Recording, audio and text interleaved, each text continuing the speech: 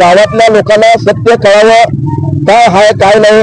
अजून गावाला आपण किती दिवस वेठी धरणार आहे, अजून किती दिवस लोकांना तुमचा मानसिक त्रास सहन करायचा. आम्हाला पण विरोधी गटाला पण 49% या गावातील नागरिकांना आम्हाला स्वीकारलं आहे, 51% लोकांना आम्हाला नाकारलं आहे की जनता पुढे येणाऱ्या मी ठरवल कुणाला मत द्यायचं, कुणाला खुर्चीवर बसवायचं ठरवल. परंतु आपण माझी ज्येष्ठ जिल्हा परिषद सदस्य यांना विनंती आहे की आपण थोडा राजकीय द्वेष बाजूला ठेवून गावाच्या हिताचा, जनतेच्या हिताचा, नागरिकांना होणाऱ्या अडीअडचणी समजून घेऊन एक माणुसकी धर्म म्हणून आपल्याला हात जोडून विनंती आहे की आपण आपल्या मुलग्याला चांगलं मार्गदर्शन करावं, चांगला सल्ला द्यावा. वेळेत इथं ग्रामपंचायतने दररोज येऊन बसायला सांगावं की लोकांना मळ्यात जाऊन सही आणावं, हद्दीतून सही आणायला भाग पाडू नका, रोज येऊन बसत जावा, असा आपण सल्ला द्यावा. एवढंच मी आपल्याला विनंती करतो.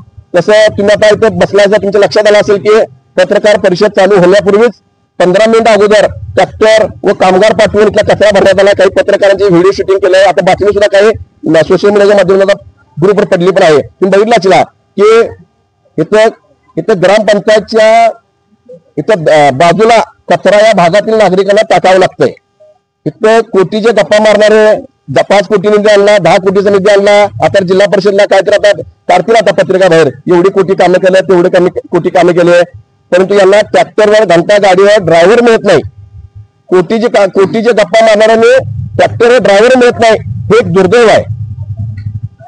मधल्या काळात आपल्या पत्रकार बांधवांनी आमच्या एका आंदोलनाची दखल घेतल्यामुळे आज खरोखर पत्रकार बांधवांचा आभार मानला पाहिजे की आज आपण दखल घेतला. सोशल मीडियाच्या माध्यमातून आपण प्रशासनाला जागा केला असा ह्याच्या भीतीपुटी का असना व पोलीस प्रशासनाच्या भीतीपुटी गावामध्ये 3 लाख रुपयाचे कॅमेरे बसलेत, कॅमेरे सुरू झालेत वर जाऊन कॅमेरे. परंतु दुर्दैव आहे की लोक सरपंचांना भीती एवढी आहे की जर ग्रामपंचायत समोर कॅमेरा व ग्रामपंचायत समोर कॅमेरा तुम्ही बघू शकता, ह्या डांबार एक ग्रामपंचायत कॅमेरा बसवलेला आहे जो ग्रामपंचायतची भाग सगळा कव्हर करतोय आणि वर एक कॅमेरा बसवला आहे जो परिसर सगळा कव्हर करतोय.